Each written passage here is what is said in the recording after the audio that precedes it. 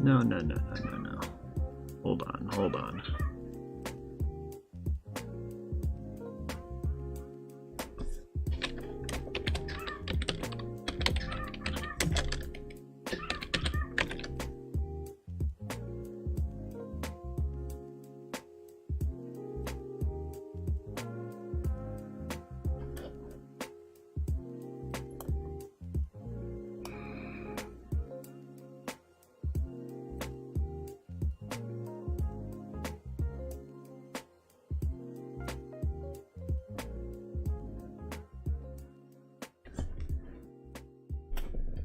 Hey, boys.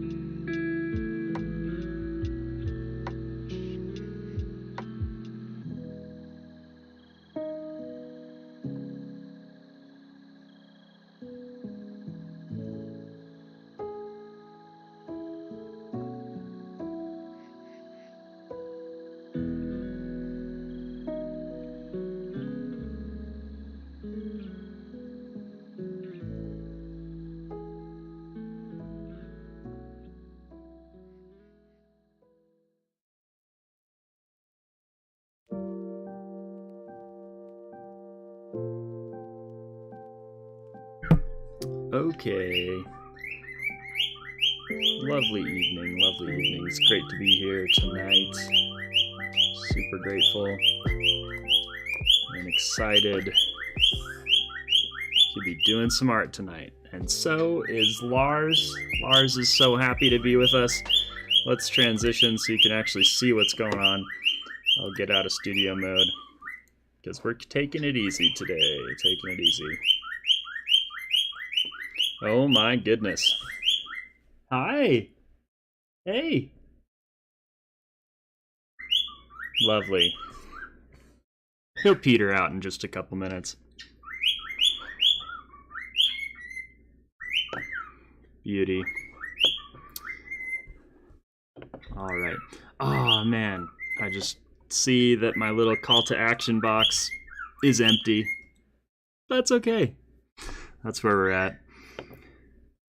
As always, making constant adjustments to what's going on the stream. All right, Legend StarCraft. Hi, Snowy, just lurking and giving you a viewer engaged in another stream at the moment. Well, shucks, Legend, you truly are living up to your name as always. Thank you so much for joining tonight. And lurkers are most welcome. Most welcome. You're the lifeblood of the Twitch community. So thank you. Oh, wait. I think I need to add my audio back to this one. There it is. Sorry about that. Hey, Mom. Good to have you on. Thanks so much. Y'all are great. Strangely enough, the audio quality for me is really quite bad for the music. I don't know if that's just like the vibe of the song or what exactly is happening there. No problem. Like I said, if I see you online, I'll almost always be at least lurking for you. Aw, shucks. So awesome. Thanks, man. Appreciate it.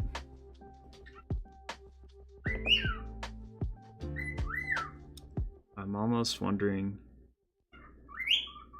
am I getting a monitoring as well?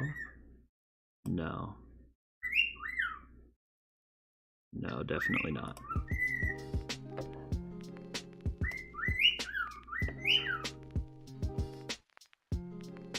Interesting. Well, hopefully the audio for the music is a little bit better on your end than it is on mine. I'm just gonna turn it down in my ears so that it's a little bit more tolerable. So, if either of you have ever heard of the band Fictionist, apparently they opened for Imagine Dragons at the Vivint Smart Home Arena in Salt Lake City. Okay, sounds fine to you, same as always. That's good. That's really good to hear. I switched to a new broadcasting software, and so there have been a lot of just a big learning curve trying to change that up.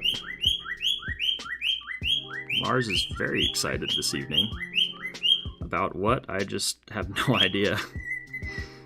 Not even a clue.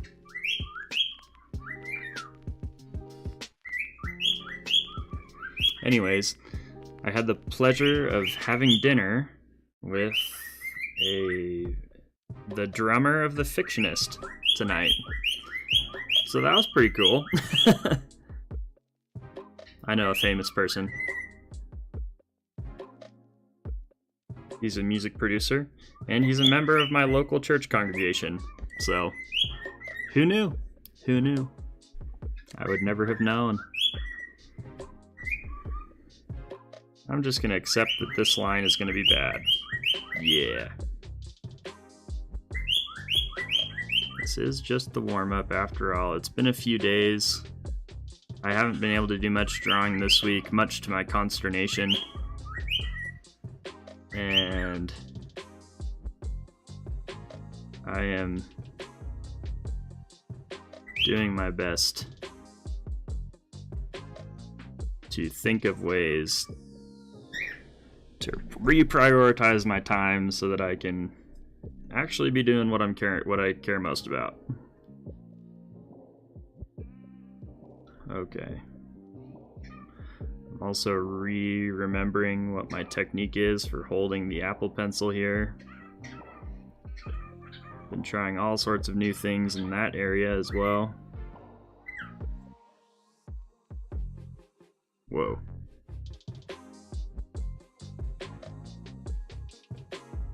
Whoa.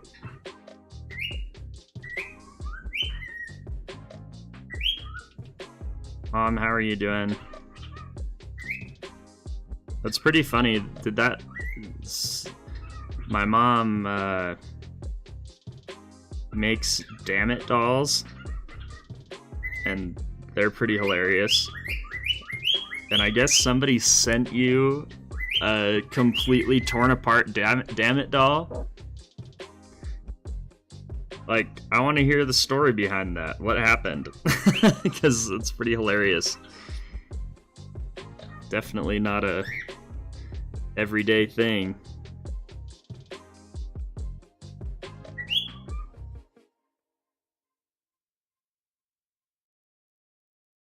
Oh man, it has been a few days.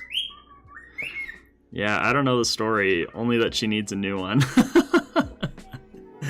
That's so funny. So did she like send it to you by mail, or is this a physical interaction where she like gave it to you and was like, "Can I have another one?"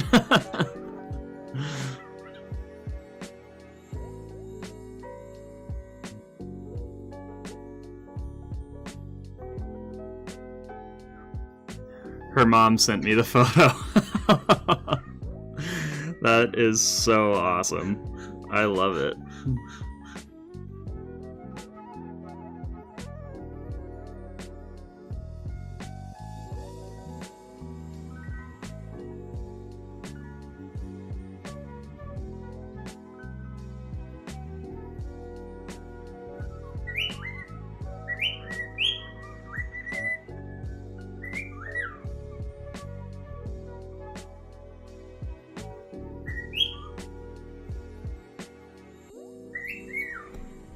That's such a good story. I think it's wonderful.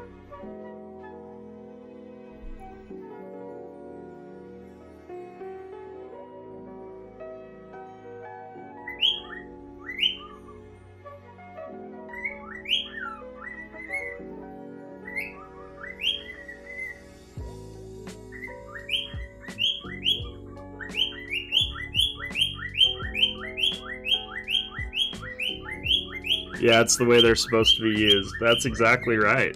It's amazing.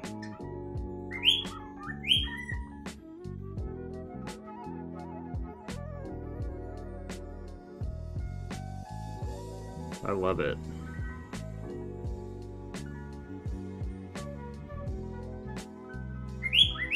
The world needs more Dammit dolls.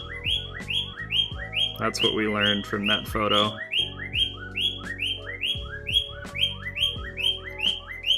I don't know if Lars would use one or not. But he sure is really going for it right now. It's hilarious. Normally he's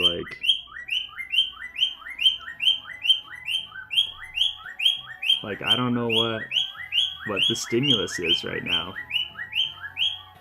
Just so happy to be out of the room probably.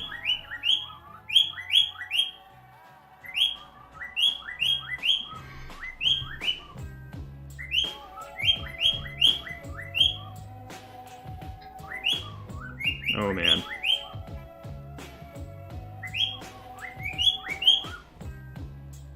Probably trying to stretch that out a little bit too much for it to be. I'll just try doing a complete ellipse here. Whoa.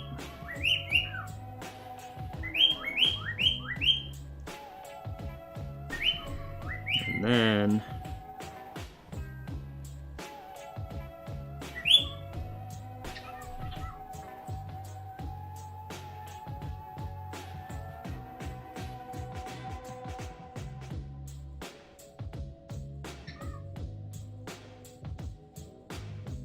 And my church congregation did this activity tonight. The reason why I start the stream late, it's called a progressive dinner. My mom was familiar with the concept. I had never heard of it before.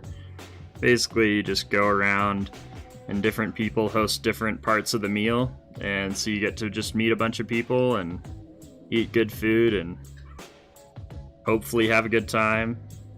It was really fun. Like, I'm super into it. It was seriously like a really good time.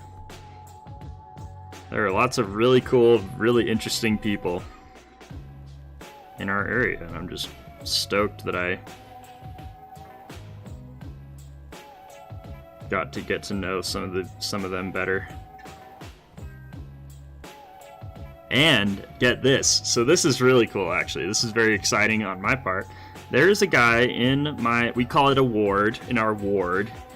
I don't know exactly where that comes from. I believe it comes from like a ward of trees. I don't know. I don't remember. But in our ward, there is a guy who, as a side business, part-time for years, he travels around to Comic-Cons. I don't know what he sells, but he mans a booth and he sells stuff and he makes like pretty good money for, on a weekend, and he gets to travel all over, and he's been looking for somebody to take that side gig over.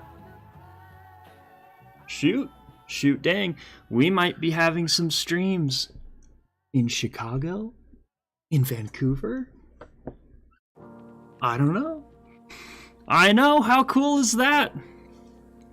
Oh, ward is an old name for a neighborhood, township, or barrow. There you go. Thanks for enlightening. Now that you say that, I remember hearing that somewhere. Probably in Charles Dickens books. Yeah, I know. It sounds so fun. I'm like super excited. And he was like, "Yeah, let's connect." And I'm doing a show like in the next couple weeks, just here locally. And then there's one in Chicago really soon. So I don't know. We were just barely like talking about it. We made that connection in passing as we were kind of on our way out the door. So I'm going to text him tomorrow to get more details. But yeah, I'm pretty excited about that. I think it could be something really, really cool.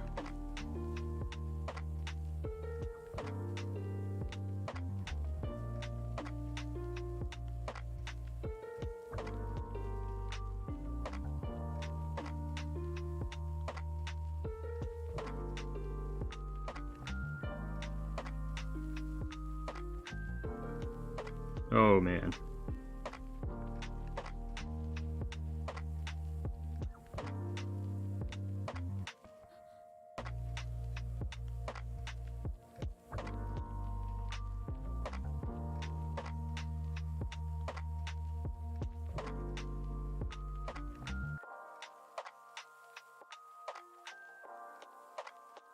I told him I'm working on producing my own comic.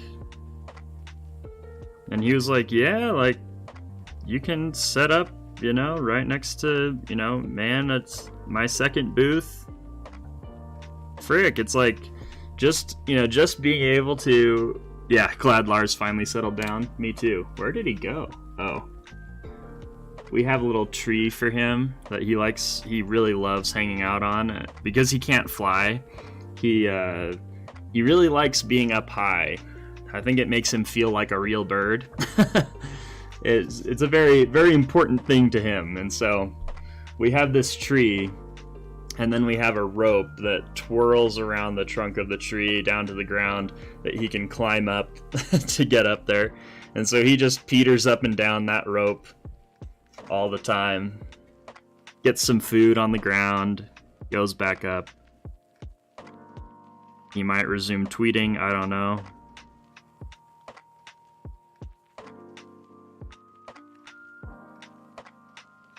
And I'm trying to take more time with my warm-up exercises because I want to take these skills a little bit more seriously, especially these arcs.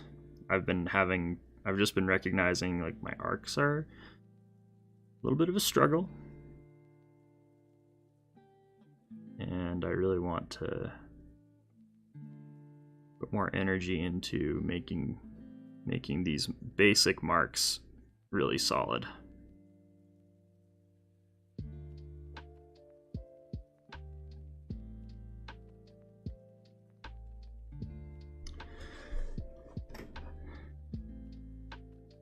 So I don't know what he sells. He might sell things like figurines, probably just general fan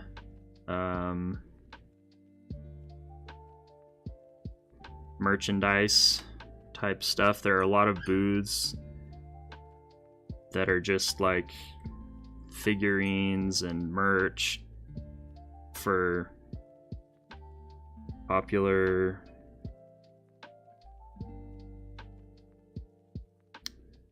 content, whether it's a show or a comic or a video game or whatever. But I mean, he could be one of the guys who's like selling replica swords or whatever. I don't know. I have no idea. I'm excited to learn more about it.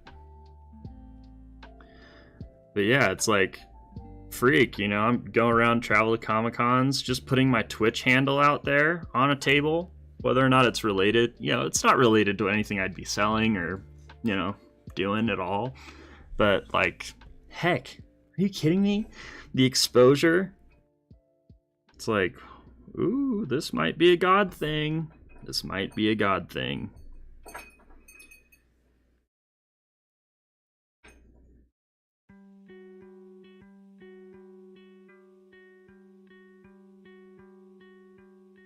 It's like an opportunity like that, and it's like, oh, I'm so grateful for all of the effort and time that I have put in to, you know, this platform, and like having a place where I am doing my thing and like being visible.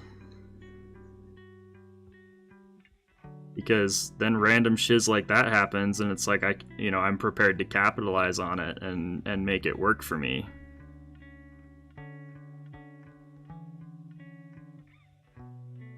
Which is cool. I mean, yeah.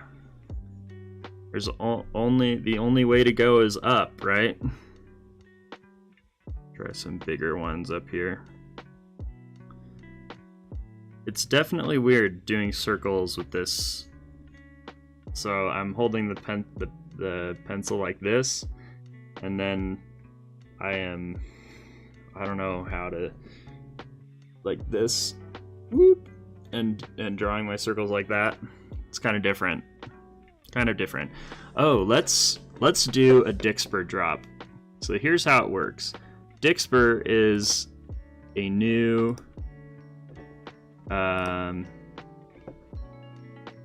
let's see.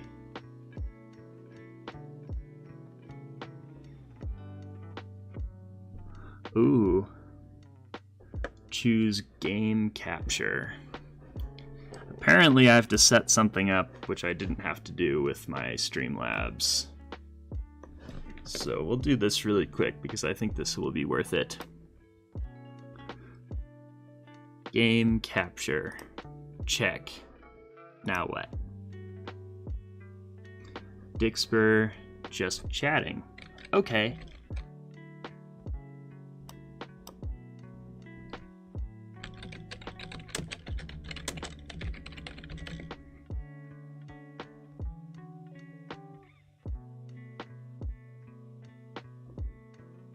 Okay, next. Capture specific window. Window. Okay.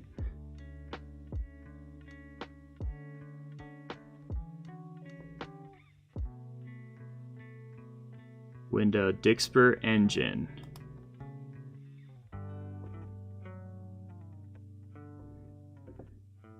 allow transparency,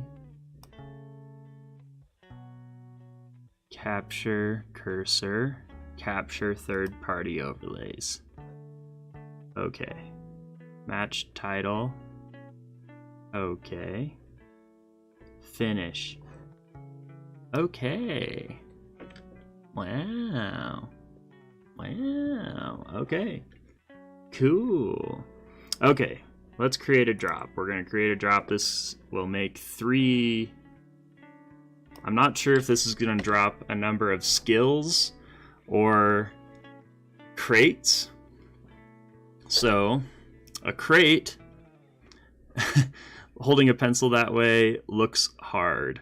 It is hard. It's hard because it's different, I think. It's just like,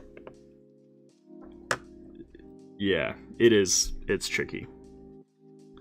Let's try 3. We've got, what have we got? 3 viewers right now?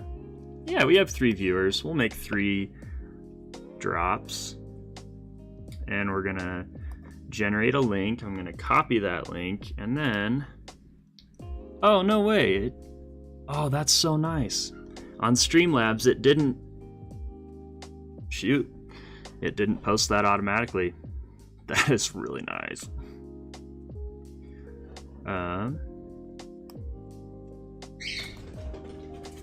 Cool.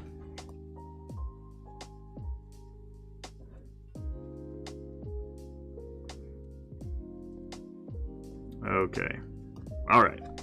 So, the way that Dixper works is click that link. I think it'll take you to my Dixper profile where you will be able to receive a crate. And the crate will just provide new ways to interact with the stream. It's a way to remind me of things like posture, drinking water, maybe getting a snack for those long streaming sessions. You can also do other fun things like modify my voice. You can flip the screen upside down if you're so inclined. I believe that might be one of those. Usually that's one that's associated with a video game. Anyway, there's some fun options out there, so you can check it out, see how that goes. And normally these crates, you pay a small fee to do that. It's a great way to support small streamers who, like myself, who don't quite qualify for affiliate yet. We're getting super, super close, and having you 3 viewers on is it's just so good because we're getting ever closer to the average of 3 viewers that we need to qualify for affiliate. We meet all the other requirements. Anyways, it's a good time. It's just one of those things. If you want to, that's great.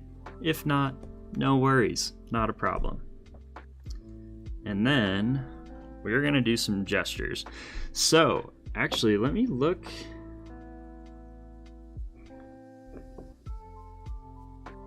Can I look at my collection? Because using some of these skills during the gesture portion of the stream could be really, really fun. Paint my screen, so you can paint with your mouse on the screen. Voice mods.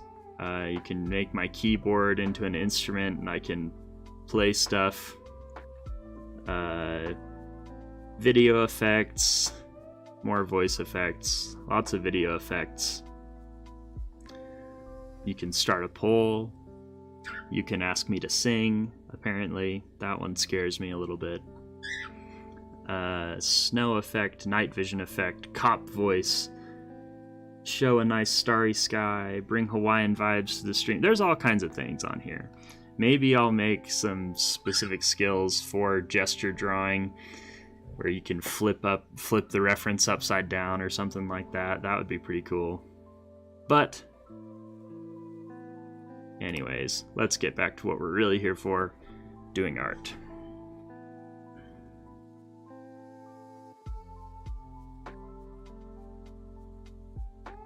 I'm going to change this to figure.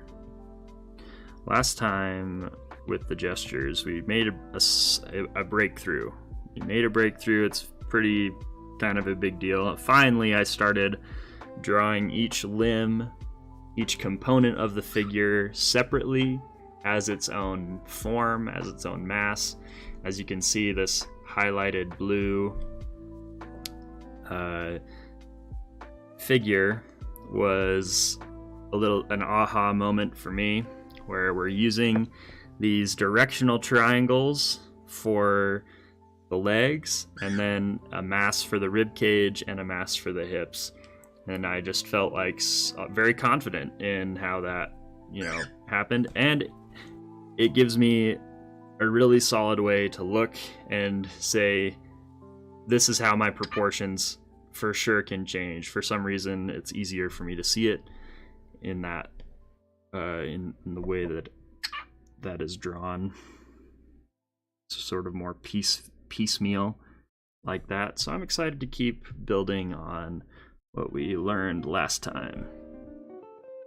As such, oh shoot, I need to add quick poses. Oh shoot.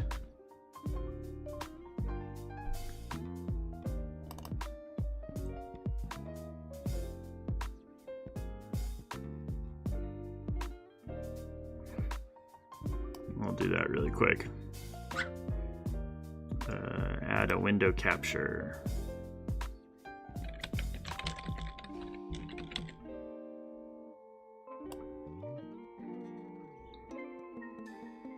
Quick poses.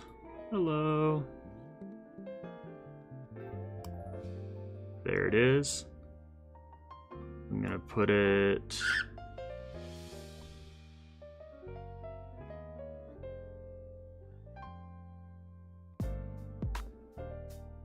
actually, I want it underneath the restream chat, like so.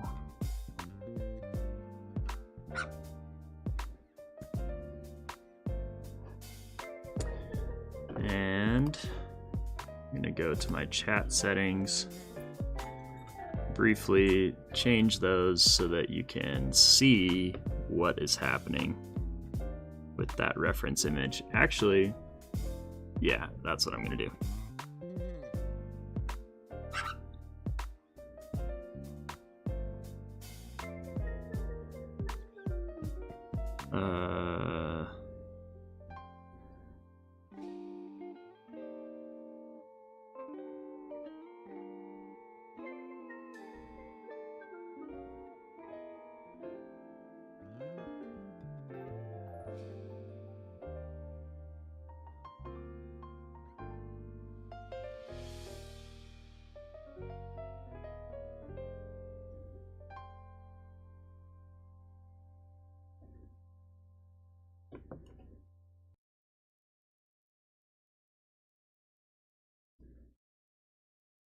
Oh, I have a chat doc.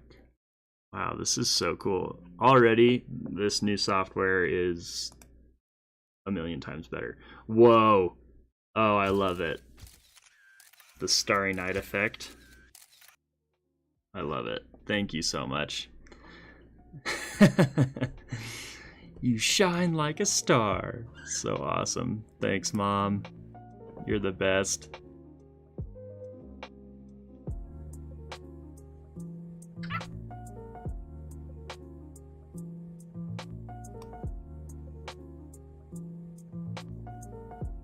Oh, another one.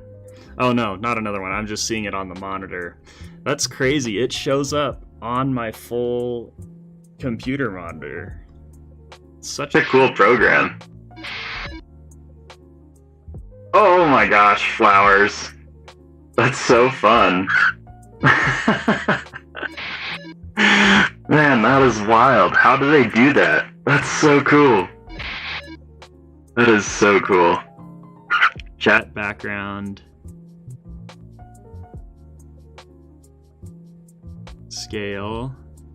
Message background opacity. That's what I wanted to change. Change that to 50. Do I need to hit save? Nope, because it's connected to the browser. Oh, so sick. So sick. Here's some little flowers. Oh my gosh. Yep, Dixper is a big win. Big win. Totally awesome. Okay. Facial expressions, feet, figure, hands. What did I miss? Did I miss anything? I did not. Let's pray that our quick poses timer does not freak out. And we are rolling. We are rolling. Oh, geez. Okay.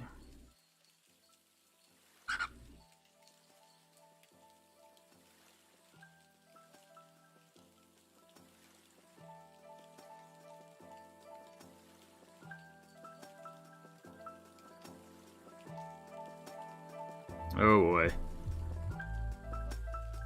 Yep. We're keeping it fast and loose.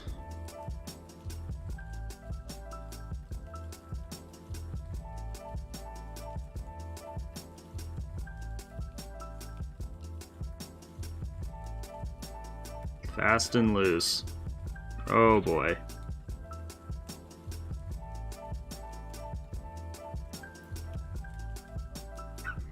Oh.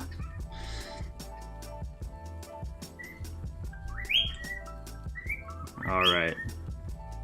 So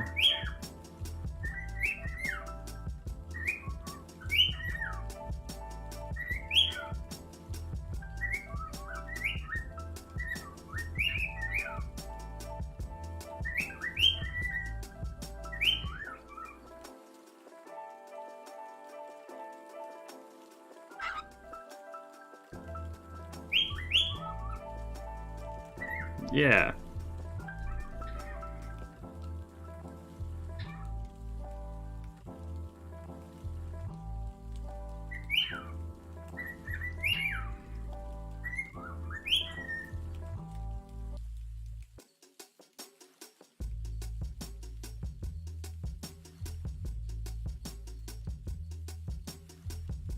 Oh man.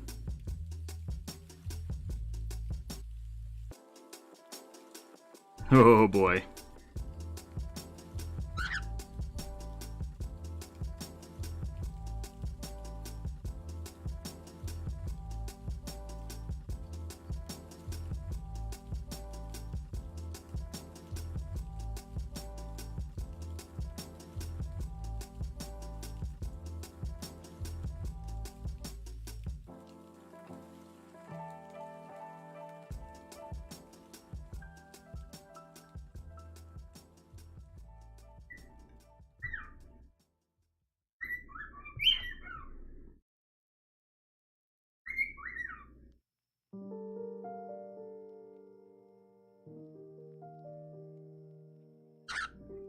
It's like the digits are a little bit too round.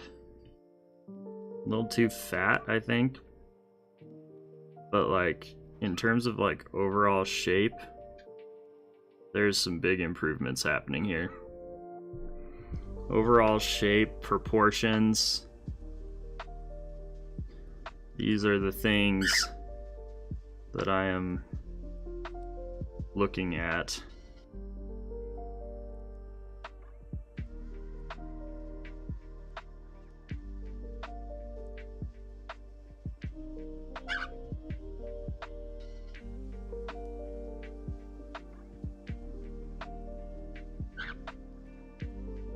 Like, heck yeah. Freaking, like, that's a hand. That's a legible, intelligible hand in 30 seconds. That's, like, huge progress for me.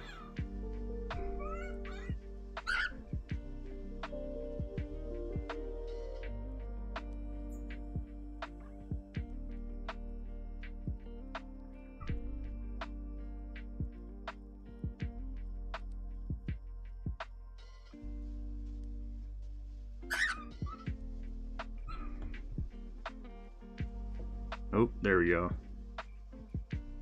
Almost was gonna spaz out on us for a second, but...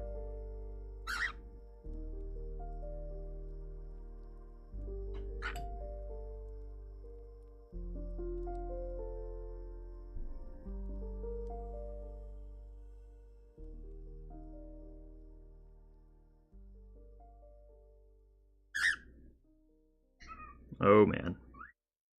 Okay, arms too long.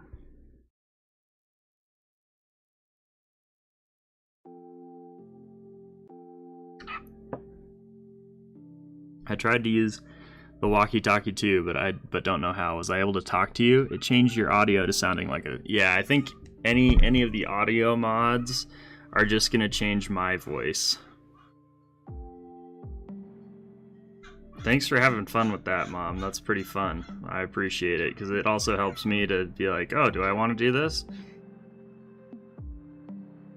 Except I don't have my audio monitoring on, so I don't know if I...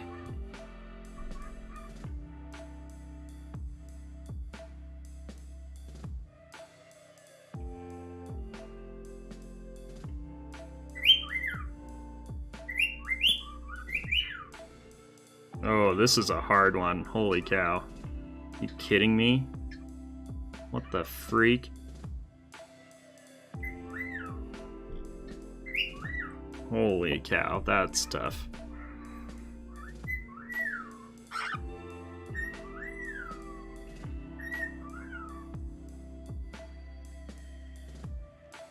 I love his little shoulder pad point things. It's pretty awesome.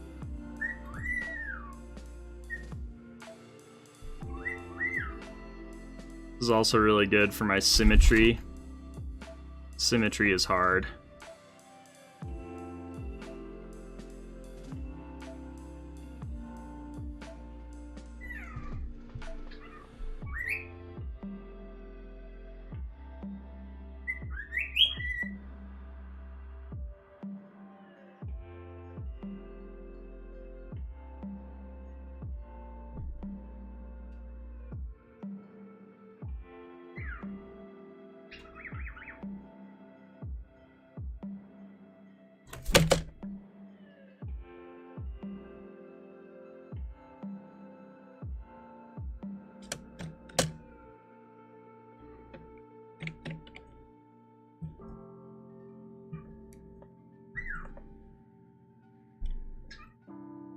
Your reference photos are covered up by the chat history. I can only see the bottom third of the photos. Oh, okay. Apparently the opacity change didn't take effect. It might. Yeah, dang, I see that. Well, it's probably worth...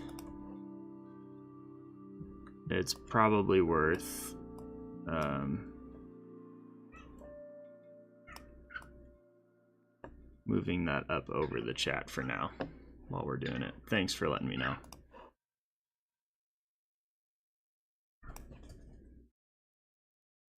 Oh no, the timer's wigging out. Come on, friend. Oh, it restarted. That's not good. Let's try... I'm not sure how long I was going for. Probably...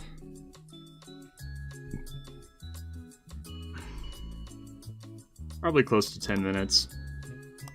We'll start a 20-minute session. Come on, timer. Work with me.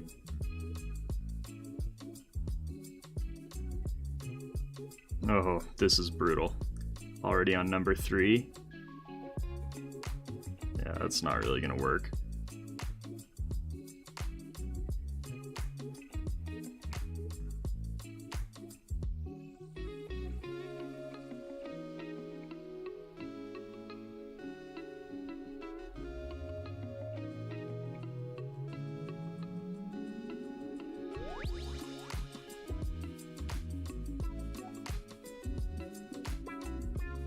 Wow, we're just flying through these.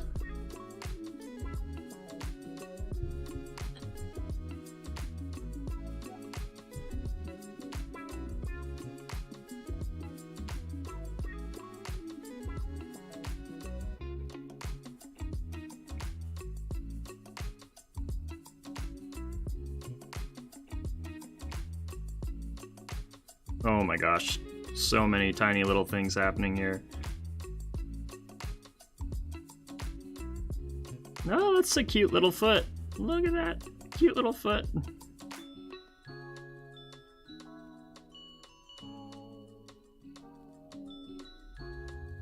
Heck yeah.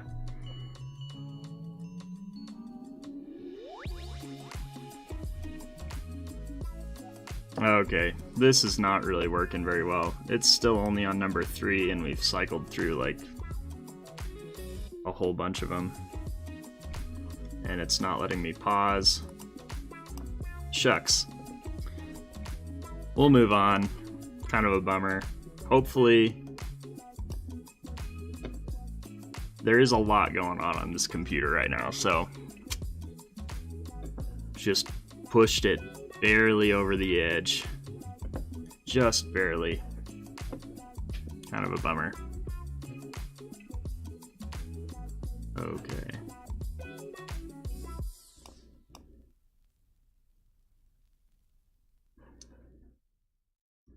I'm gonna try closing some things down. See if that'll work. The lag is pretty bad too, which is a bit of a bummer. I was hoping that the software change would reduce the lag, but it could be. Anyway, I have some ideas about trying to make that better. I'm glad we got at least some gestures in tonight. That's really good. Okay.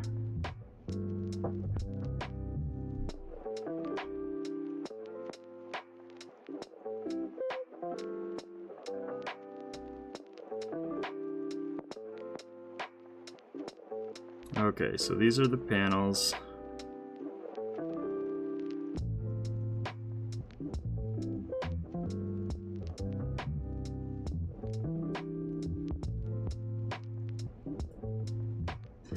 And we are on to frame number 2. Even though it says frame 3, it's not actually frame 3, it's frame 2. Let's take a look at frame 1 really quick. Really pleased with how this turned out. Took me like 2 weeks to just play with different brushes and things. Finally figured out a way to simulate this urban environment from a distance. I'm happy with it. I'm digging it. And away we go. Could it be better? Absolutely. It could always be better. But you know what? I just don't need to worry about it. So,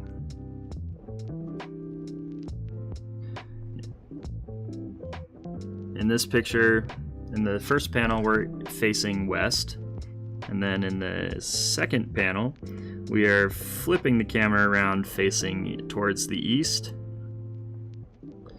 And I think we're also sort of getting probably a more accurate rendering of the size of this valley that our city lives in,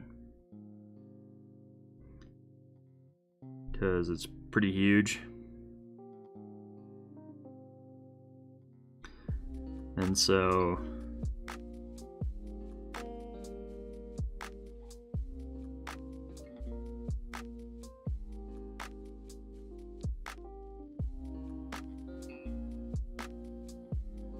yeah, that's great.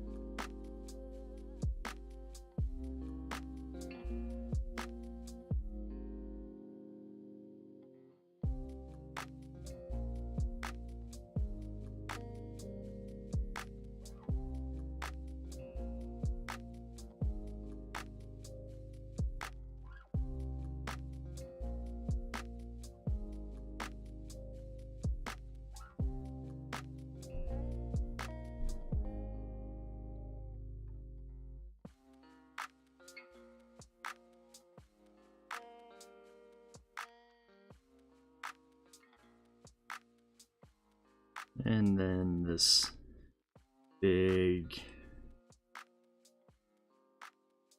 imposing stone face from a distance is going to be catching the sunlight as it heads up to the top here pretty strongly. Oh, there's my notification to go to bed. Ha! Joke's on me tomorrow. I'm not going to bed yet.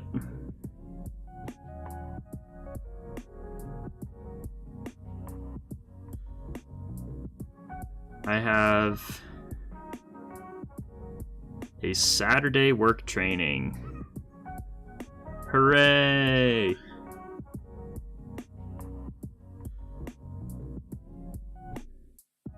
Not looking forward to that at all. Whoa! Wow, that was way too big. Even that's quite large. I like my vector eraser to be really tiny.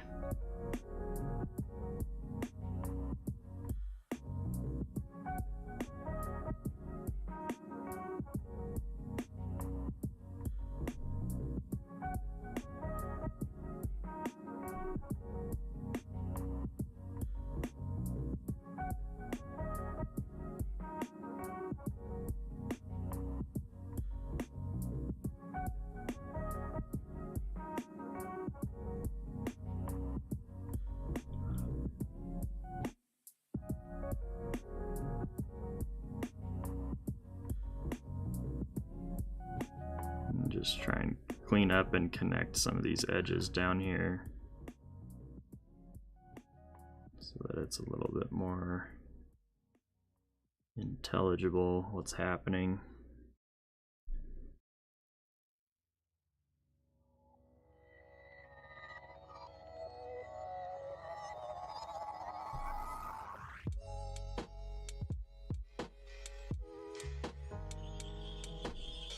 Yeah, that might be too bold.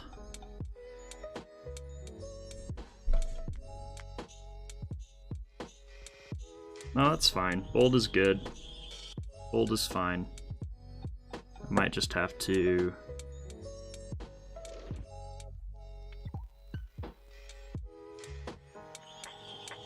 sort of make a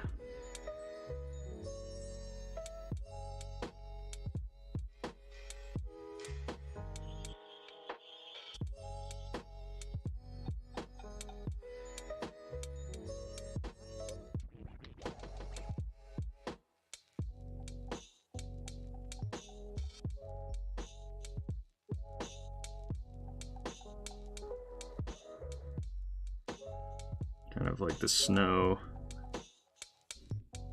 is obscuring this edge here. It's kind of what we're going for.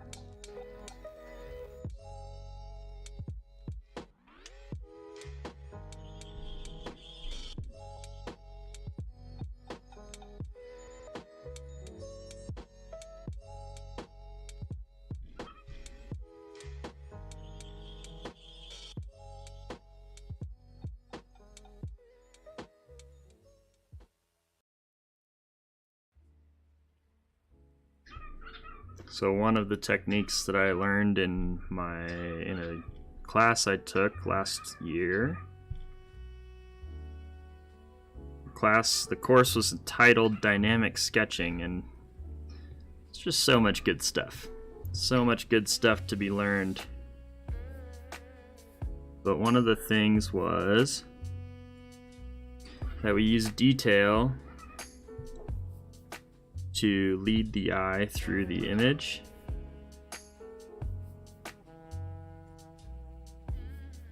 And we also use we can use suggested, so we can use detail in one area of the piece to suggest detail in other areas of the piece without actually having to go in and draw all of that detail.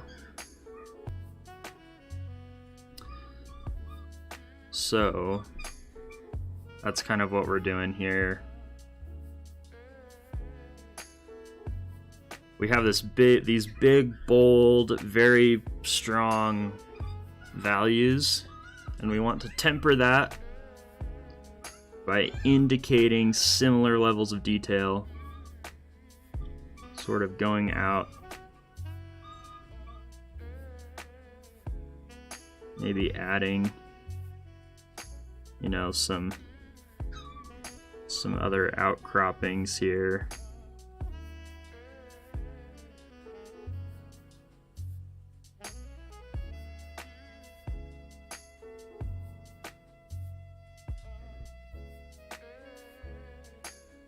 Then we just kind of progressively ease up on that detail along this ridgeline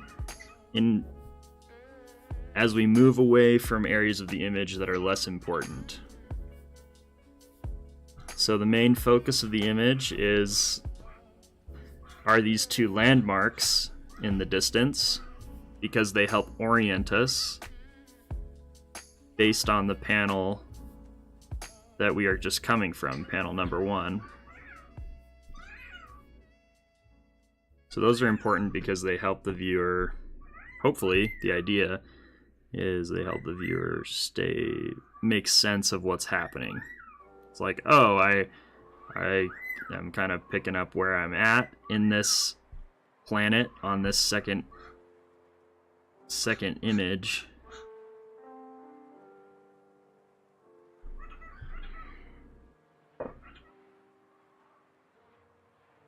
So that's why we need those in the image. But ultimately, the prime focus is going to be here on this building. This is the headquarters of the Royal Guard here. And where our story starts, obviously. And so we're going to do the same thing with the buildings. This headquarters building is going to be more detailed. It's going to have more texture, more stuff going on. And then as we move around, out and behind in the buildings around it, we're just going to ease up on that detail until we can just leave just the suggestion of these roof lines in the back. And hopefully that will be sufficient for us to make sense of what's happening in the image.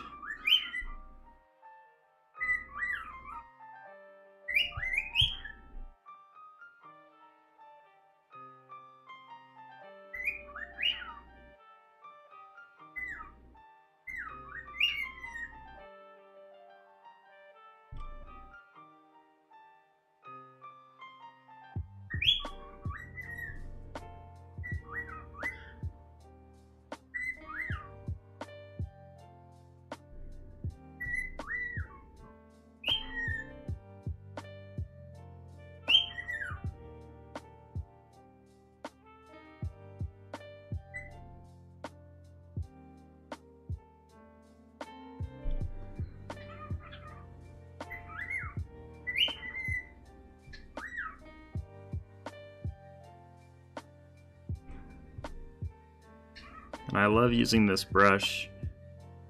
And something that's really nice about holding the pencil like this is I have a much better pressure control.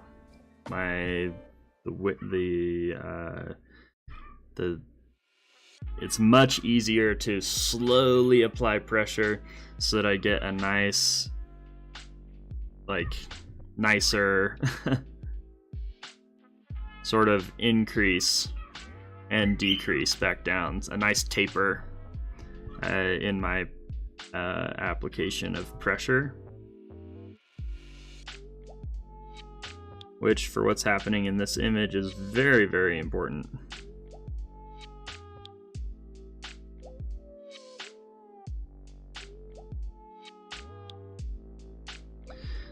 So yeah, we're just suggesting more detail in there. Again, because the center of this image is pretty important.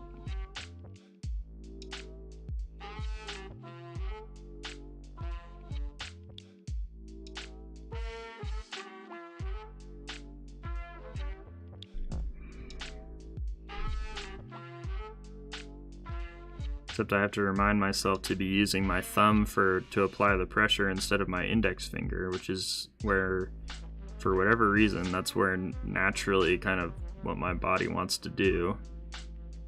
So it's like, no, we want the thumb because of that finer control.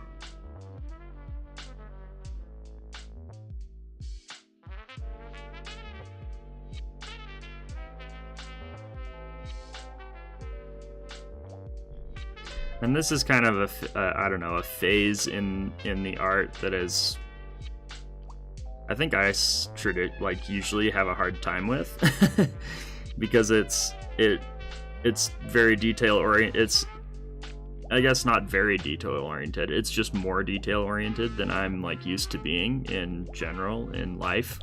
Period. No, I don't want to cave in there. I just want this to be more blocky and flat, easier to replicate, easier to remember.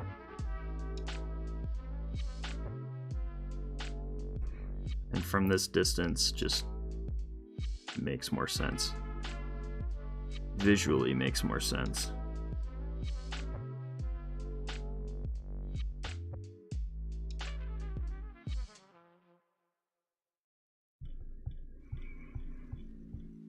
Let's see, where's this edge gonna be? I feel like it's gonna be right...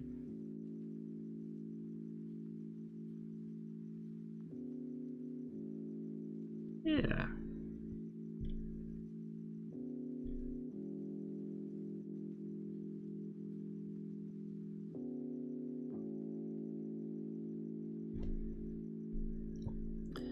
So this side right here, we're going to be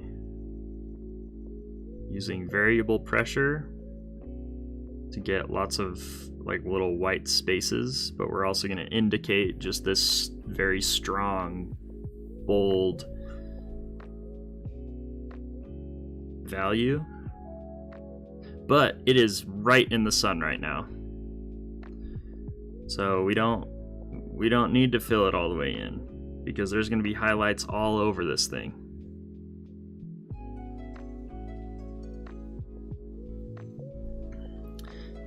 But this brush is kind of hard to control in that way, so we'll see how it goes. Just going to try using a really light pressure, fast strokes to get that frequent highlight action, the suggestion of our strong value of this black rock that's rising out of the ground.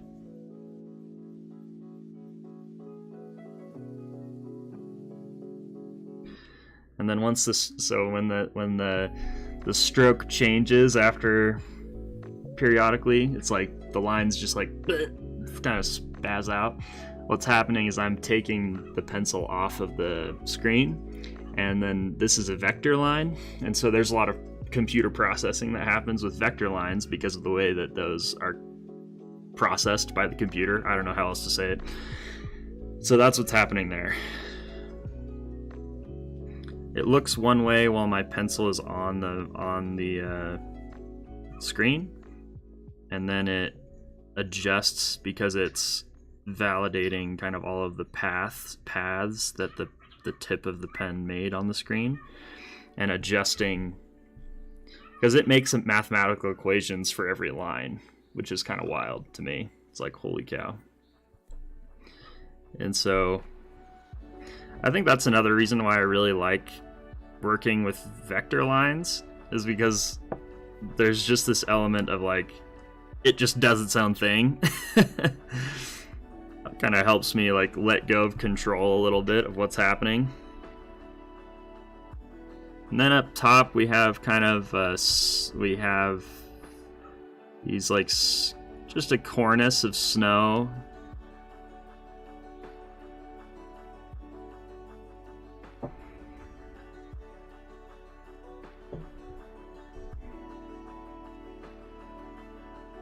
And we're gonna have some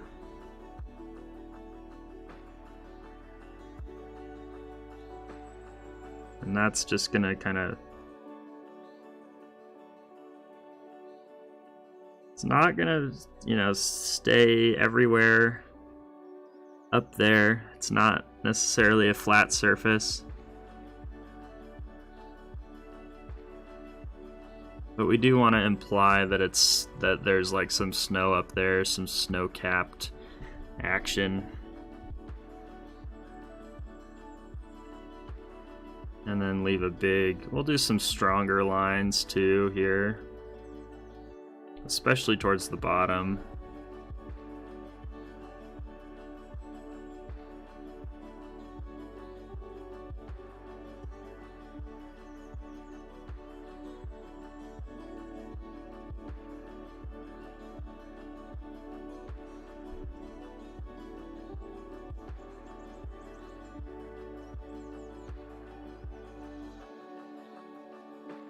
Then that really adds some drama, depth to what's happening here.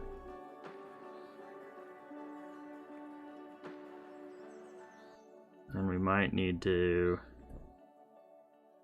Yeah, I like that a lot. I think what we also will need to do is just add some white to add variety to this edge. So I could use an eraser. It's a lot harder to control the eraser when working with vector lines. And so I am electing to use a ink or a pigment instead. And holy cow, we've had 5 viewers for a little while. 4 viewers right now. Thank you guys so much for hanging out. It's really, really awesome. Really appreciate it. It means a lot to me. So thank you, thank you, thank you, thank you, just for being here.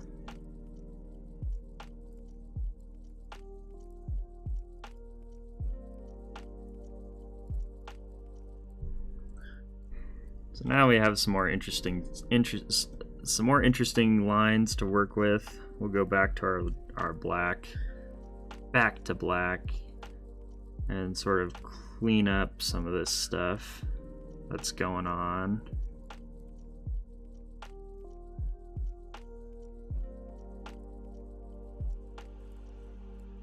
It's like, what's actually happening? Who knows? Doesn't even matter. We don't need to know. There's so much chaos in nature that happens all the time.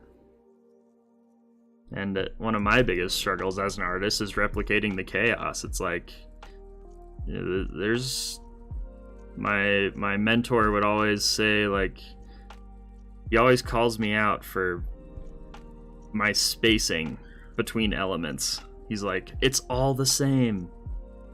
You draw your trees equal distances apart. You draw your rocks in the stream equal distances apart and equal sizes. They're not equal sizes. He just like gets on my case for it, which is great. That's what I need. So anything I can do to add that variety will really help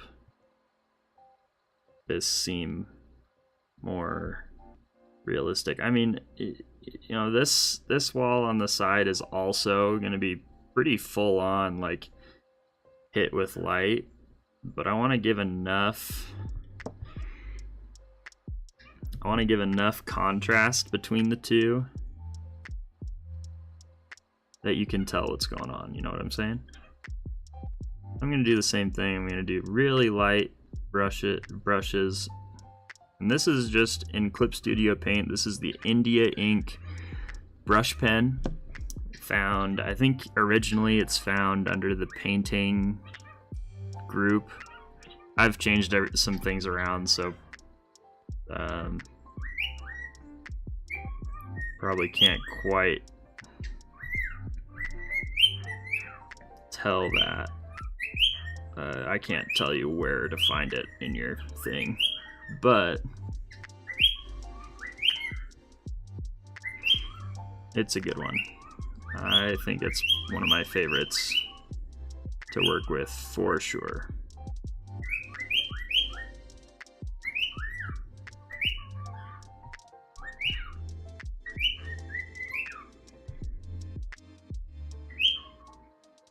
So yeah, this other one on the left is a lot more I don't know, cut up, kind of thin and narrow. I'm just experimenting with different techniques all the time. What kind of strokes I'm using, what kind of pens I'm using, what kind of, you know, what grip I'm using on the stylus or the Apple Pencil or the pen or whatever you want to call it. I don't know anymore. Kind of have that snow covered edge here, a little bit darker with some peaks peeking through.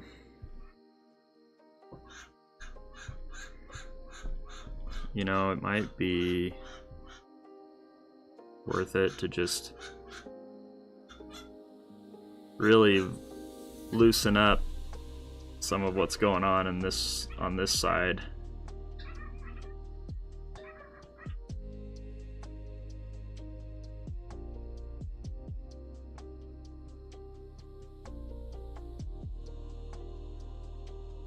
So what's happening with the eraser right now is it's erasing intersection points. So any line that the eraser crosses, it erases until it intersects another line. Whether or not I made it whether or not I made that line on the same stroke.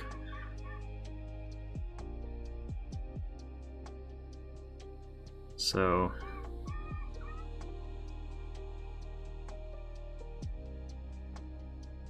just gonna try increasing the contrast here. Just stick with some really, really light and loose lines here on this front face. And then I'm gonna lighten up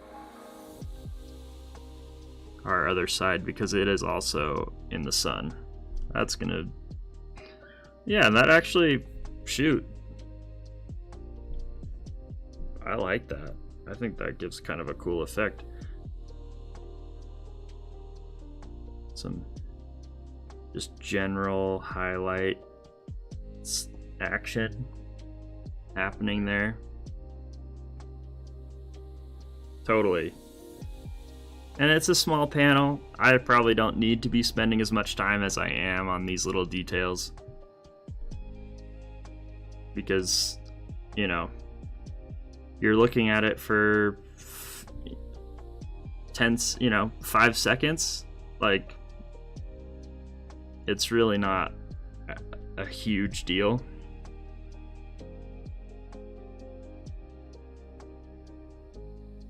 But it also kind of is I don't know. You tell me when I'm being too, like, anal about this kind of stuff.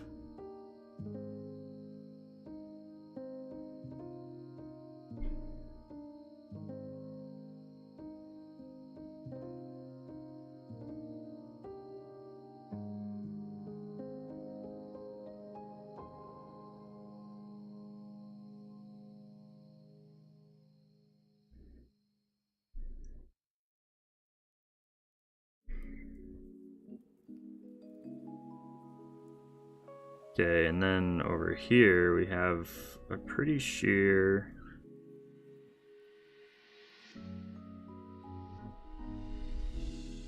wall again, rising up out of the ground, and it's coming closer to us. And so I'm using this diagonal line here to sort of indicate distance.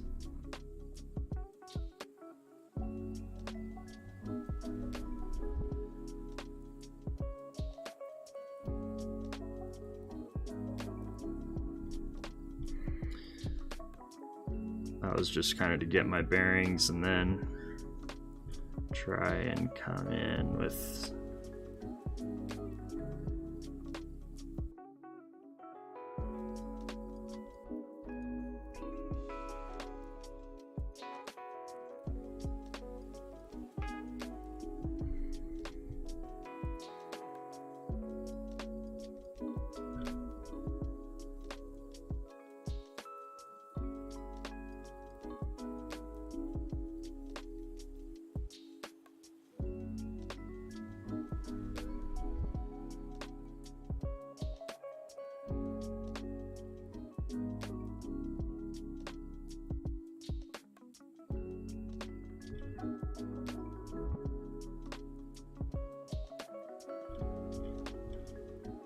actually it'll probably just kind of be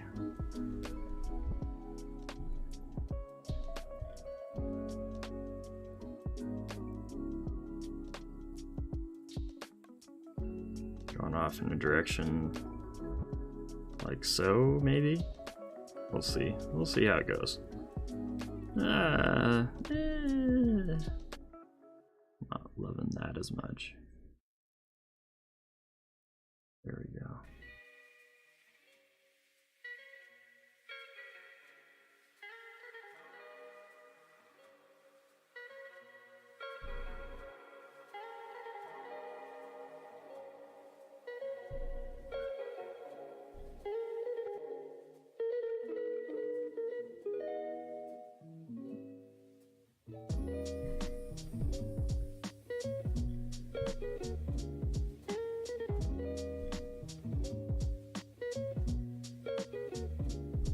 Oh, George is looking for the bird. No way. That's funny. Each thing is a one-time use. Oh. Okay, I'm backing up on the chat a little bit. Missed those couple messages.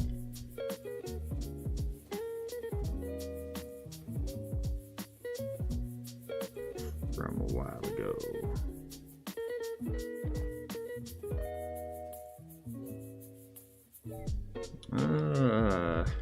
I don't love what's happening right there. I wanted that line gone. There we go.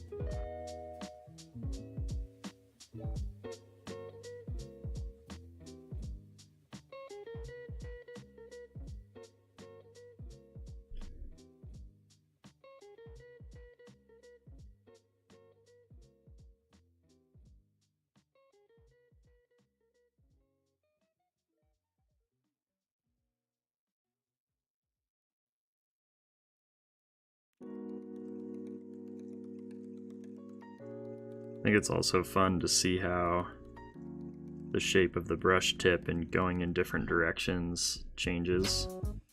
Just like the way that the stroke happens in different directions is different because of the way the brush tip is oriented.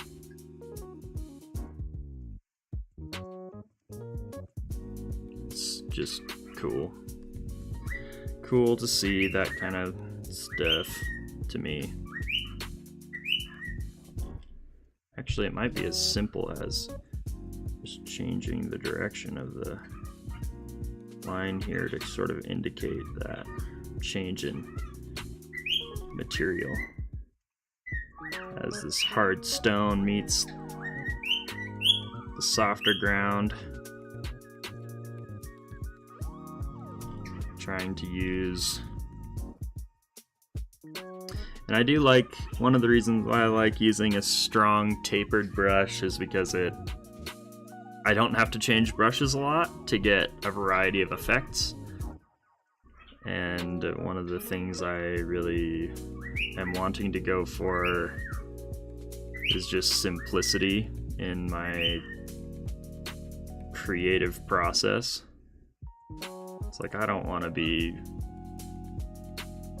trying to keep track of a half dozen different brushes that I'm trying to use, and you know, that kind of thing. No thank you. No thanks.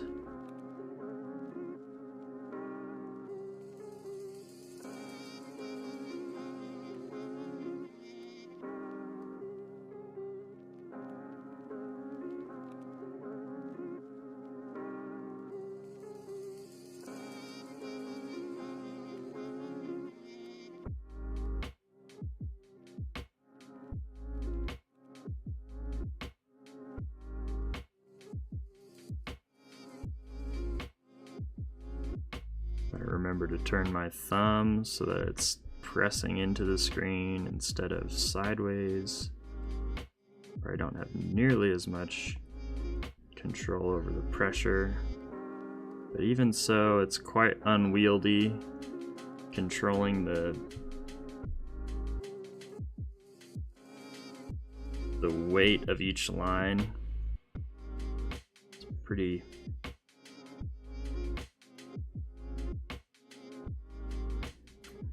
kind of tricky.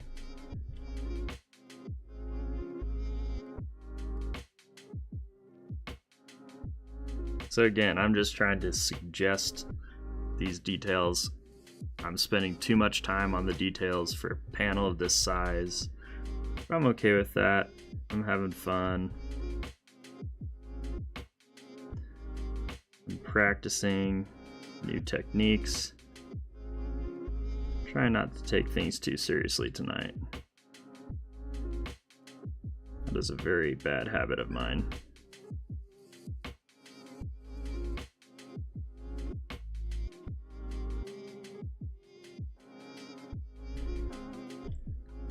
So even, you know, something like that, it's great. Using those bold shapes to, again, orient us.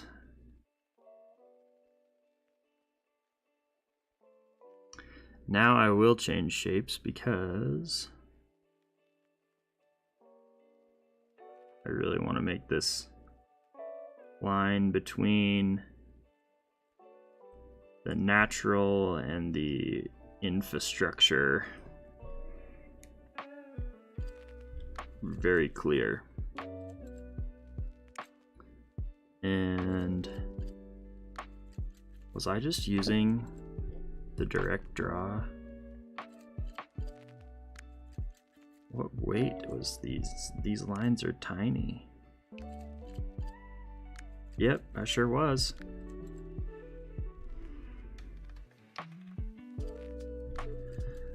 But see here, with little things like this, pixels matter.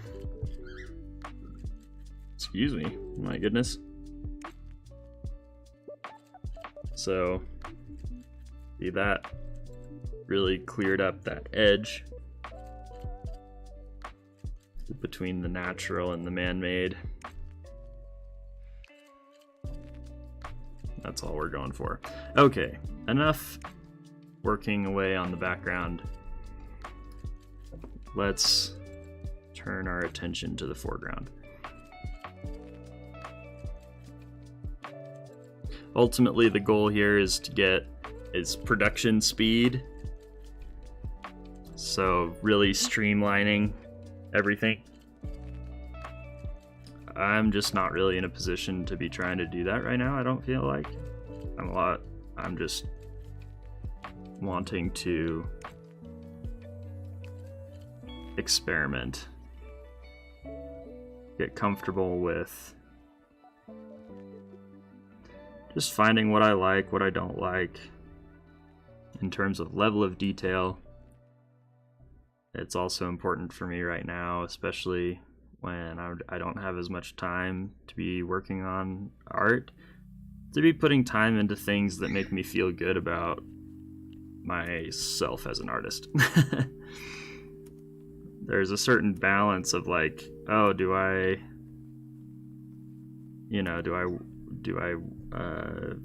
fritter away hours and hours trying to get this little detail just right, or do I move on and study, you know?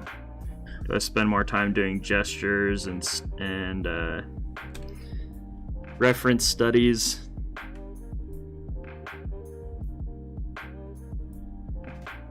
To make my art better, to strengthen the foundation of what's happening instead of creating the polish. Wow. This brush must be affected by tilt.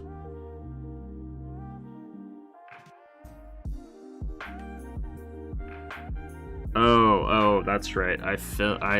Yeah. That's right. I remember what happened.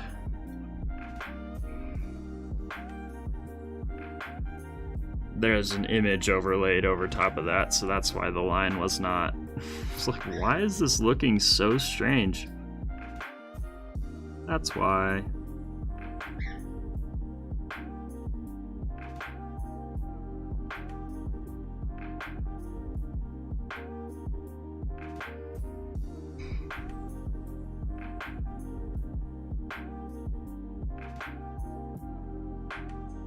So,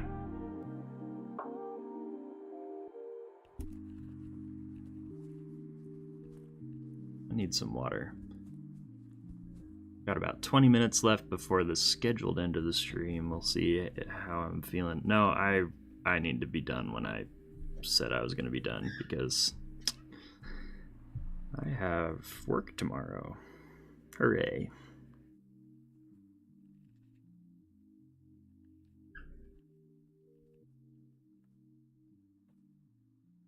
So, buildings. Let's talk buildings.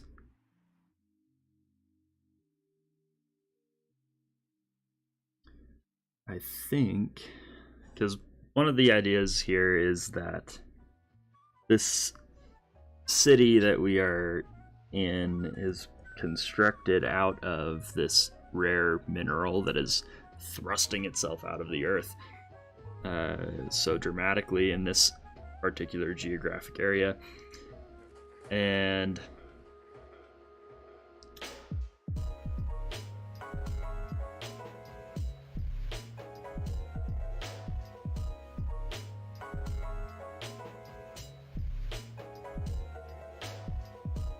sorry, I'm like spacing a little bit. It's very sturdy, it's very durable, it can withstand the extreme natural weather that happens in this part of the universe, I guess, this world. And so not only does this area serve as a natural protection for huge storms, but it gives them building materials that allow their buildings to be very sturdy when, like, shiz starts going down. Also, I keep the building design very simple, just boxes, because that's going to be their most sturdy option. you know, fancy facades and stuff just kind of get blown away in the extreme weather. Anyway, so the question in my mind is, what brush do I use for the building texture? And like, is it gonna be, you know, is this masoned stone that they're building the buildings out of? Is it like a concrete mix that they've created using ground up? How do they grind up the mineral if it's supposed to be like this super strong, tough stuff? Maybe, I don't know. That's a really interesting question. All sorts of good questions. So, what we're gonna do, underneath the building layer, we're gonna add a raster layer. Raster is much easier to work with in terms of textures, different brushes, that kind of thing. Raster can be freely manipulated. The main con with it is it cannot be scaled. So a vector graphic, vector line can be made as large or as small as you need it to be while maintaining all of the integrity of detail, because the computer writes control points, you know, hundreds of them, and then that number of control points will always be there no matter how big or small the line becomes. But for big texture brushes, one control point can be a whole stamp of like a crosshatch or something. So I'll show you what I mean. Let's take our building layer. So I've selected this face. It's bound on all sides by lines, and the computer is saying you will not draw outside of these lines. But I'm on a vector layer, so when I take a large stamp, for example like this hatching brush, and I cross it, after the vector line processes, it still processes the whole control point that gets cut off by the boundary. It does not cut off the actual pixels that that control point is associated with, if that makes sense. And so that's why we have cross hatches over and under the boundary. Now, if I move to my raster layer underneath, I use that same brush. It doesn't do that. Boom. Vector versus raster lesson for you. Very important, very helpful. The other great thing about vector lines, let's just do this for funsies because it's cool. So I have this vector line. It's governed by control points. I have a whole set of tools here that I can use to manipulate this vector line. So if I go to my pinch vector line, ooh, I can change it in all sorts of different ways from different points to really dial in what that line wants to look like. So instead of having to redraw the line 100 times, even though I do that most of the time anyway because it helps me build mileage, just gets the motions in, and I need that muscle memory practice. I don't necessarily have to do that. I could spend time instead manipulating that line with these vector tools to change it how I want to change it. And then, so this is cool too.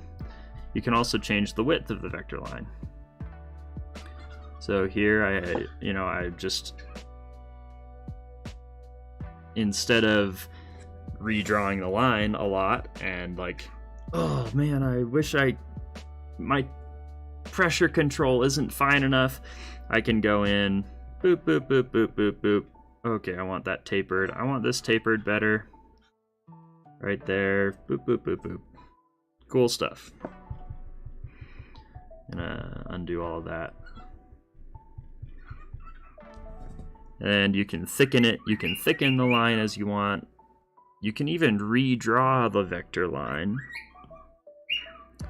with one of the endpoints anchored. You can also do both endpoints anchored or neither endpoint anchored. So like so. Let's see how it works. Woo! Kind of crazy. A little bit of an unwieldy tool.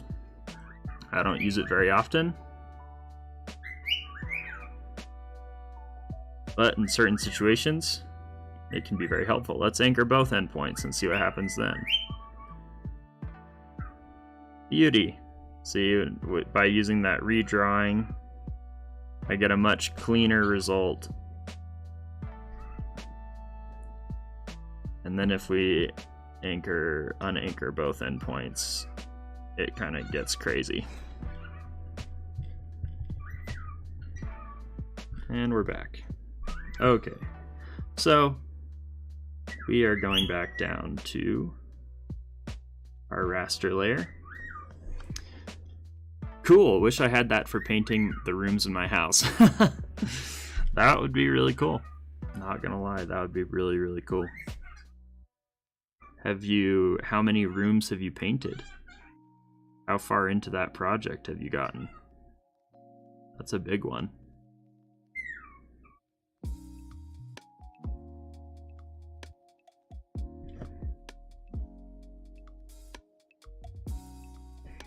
Oops, I want that selected because I'm gonna try we have charcoal, chalk, crayon, pastel. Charcoal is really cool.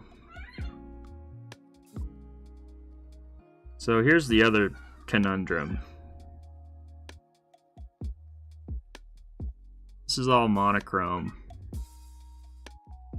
I don't want these like really black, just like black. I don't know. Maybe I do. Maybe that's not a big deal. Having these really bold textures all over the place. What I don't love about this is I don't know how to control where this top bold edge is.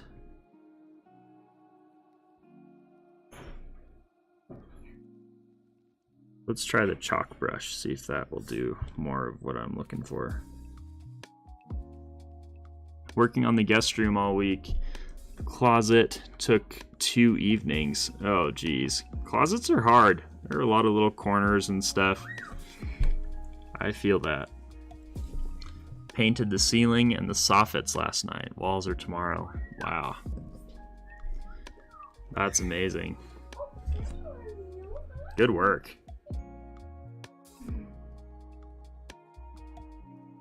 I would offer to help, but work. That's my excuse. No. I actually would offer to help. Especially with the walls, because that's pretty straightforward.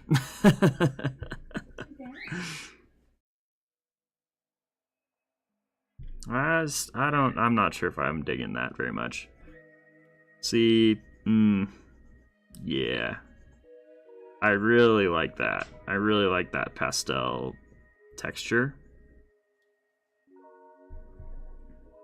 That's cool. Today I gave the shrubs a buzz cut. They look pretty bad. Dang. You know, I've always looked at those like finely manicured shrubbery as just like such a big risk. Because it's like, it looks great when you do it well, but what about when you don't? It's just, yeah, I'm with you. That's hard.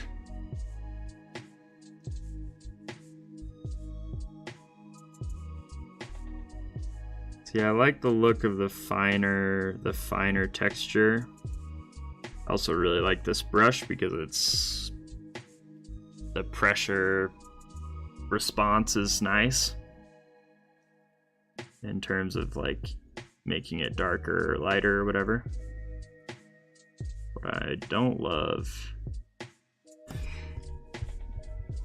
I want to try making the brush bigger and see if that blows up the texture. It sure does. Also takes a really long time to process those lines.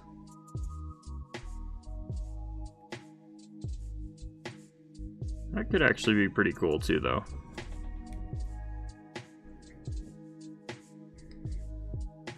I think I like the smaller brush better, though.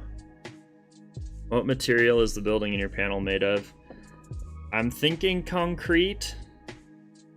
Some kind of concrete type material. Yeah. I don't know.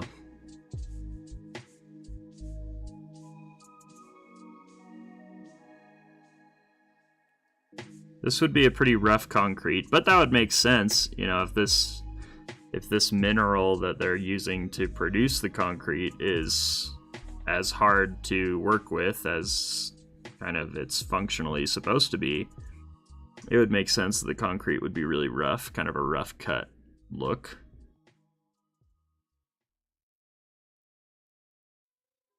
But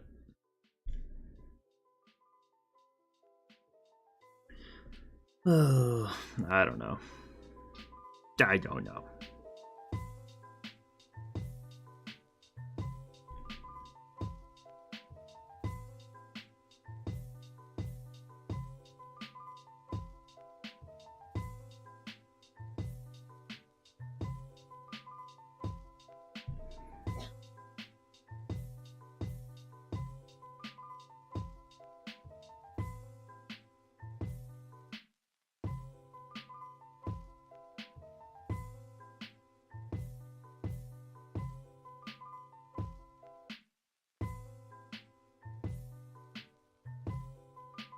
And with brushes like these, usually I end up using a blending tool anyway.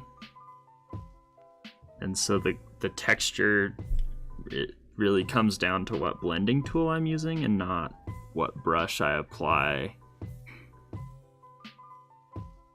the value with. So let's take a look at one of these.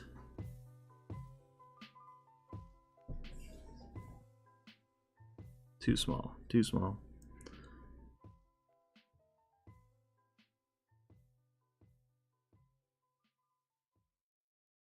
Or is this the eraser? This must be the eraser. It sure is. Go to the eraser folder, please. Thank you, thank you, thank you.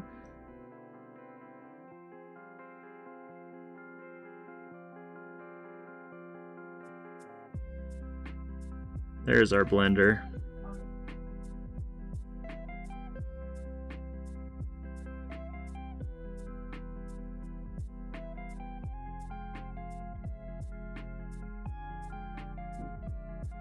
Where's the sun in this panel? It is coming from where the face of where the flag is hanging. I like that for walls in shadow. Oh yeah, that works.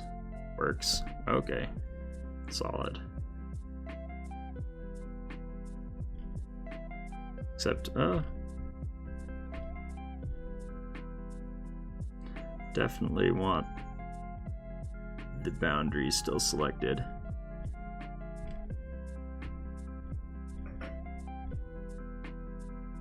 Nope, still want that selected. Painterly fingertip blur blend. The liquify tool is really cool too, but I don't need to use that right now. Let's check out the pastel. What pencils do we have available? Mechanical pencil, normal pencil, pastel. Charcoal, crayon? What does crayon do? No, nah. Although, I am totally digging that texture. That would make a great tree bark texture. Duly noted.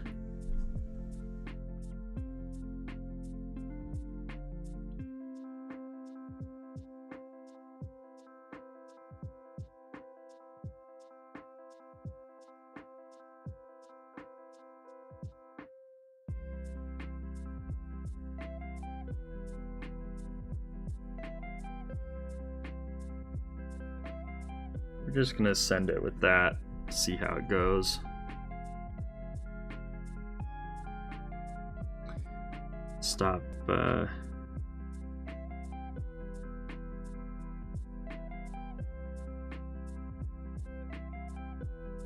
So here I'm going to be adding all of these faces.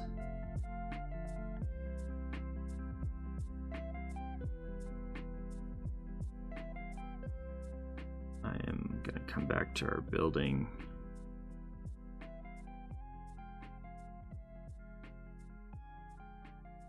What?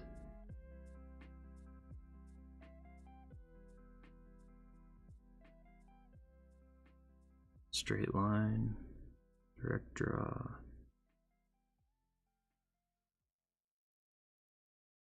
Oh, because it's not selected. Right.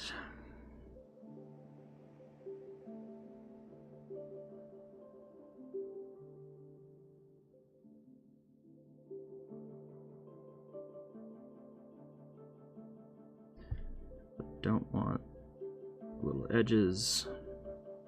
So that actually doesn't really matter because doesn't matter as much as I probably want to think it does. Practice letting go. So right now I'm choosing all of those faces that are in the direction of the sun. And we're going to use our pastel tool again. I'm going to lower the opacity though, about 80%.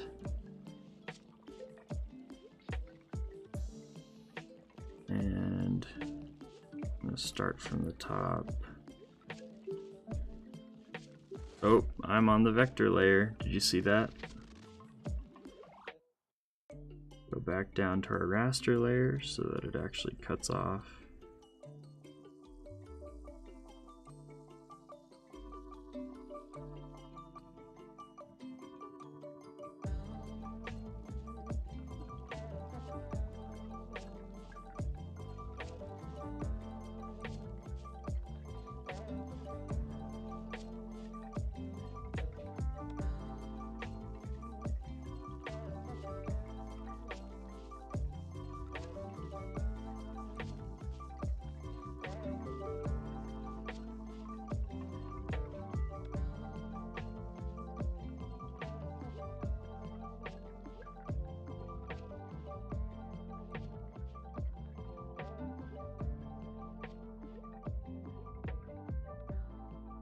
Opacity back up.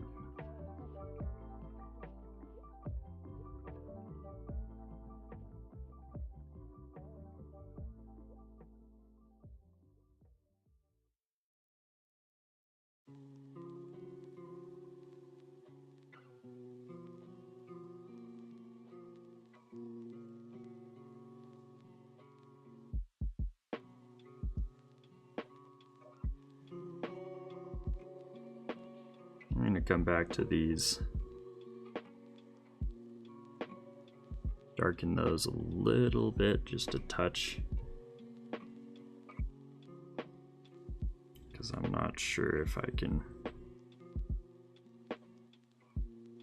get the top of the building really much lighter than what I have on this front side where the sun is hitting. So I think we would have a little bit more of a highlight on the roof of the building at this point than on the sides. Ooh, that's interesting. Fix that photo. Come to our select tool, auto select. That's fantastic. So many things about the tools available to digital artists are just like awesome. So awesome.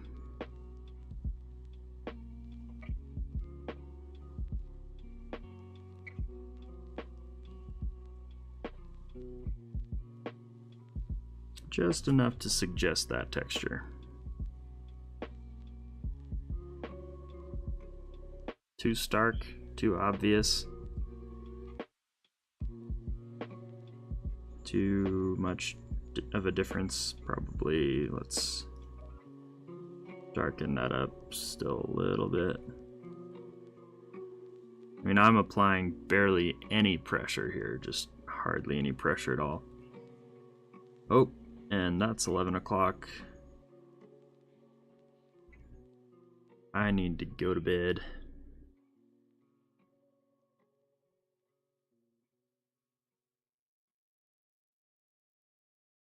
Oops.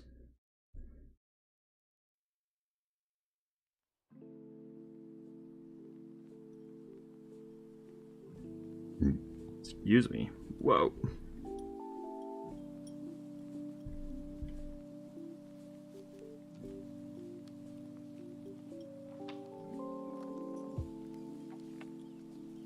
What in the...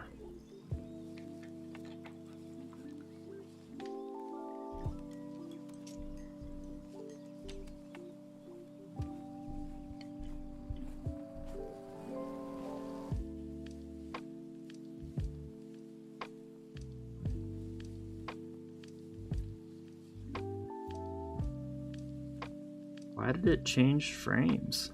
That is so weird.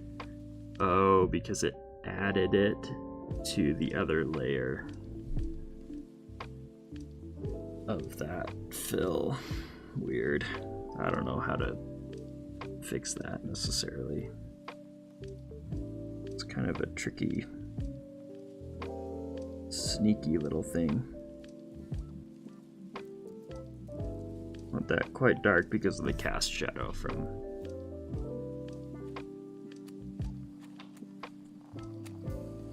And we're going to do the same thing here.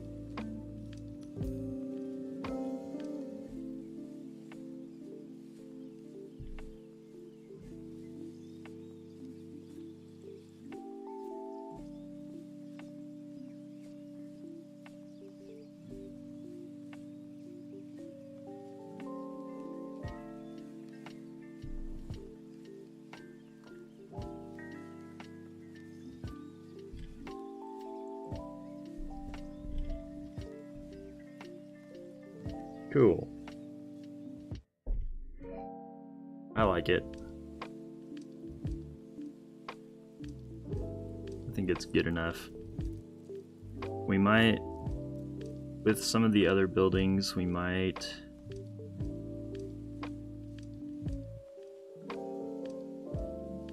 I wonder how I could streamline that with that texture.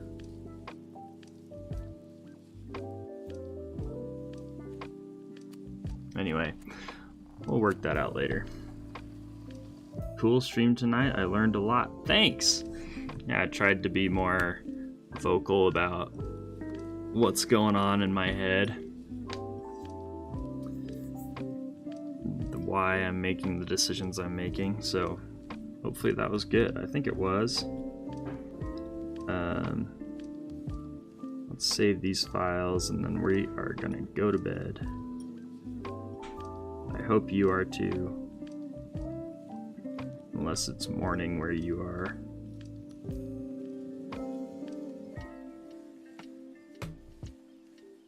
But thank you so much, as always, for joining me tonight. It's been a pleasure. Probably gonna do another stream tomorrow. Maybe. We'll see how it goes. We'll see what my schedule's like. I have no idea when that would be, but definitely want to do some art tomorrow. And why not share it while I'm at it? So, as always, thank you. Love you all. Thanks so much for hopping on, and we will see you later. Have a great rest of your night. Bye.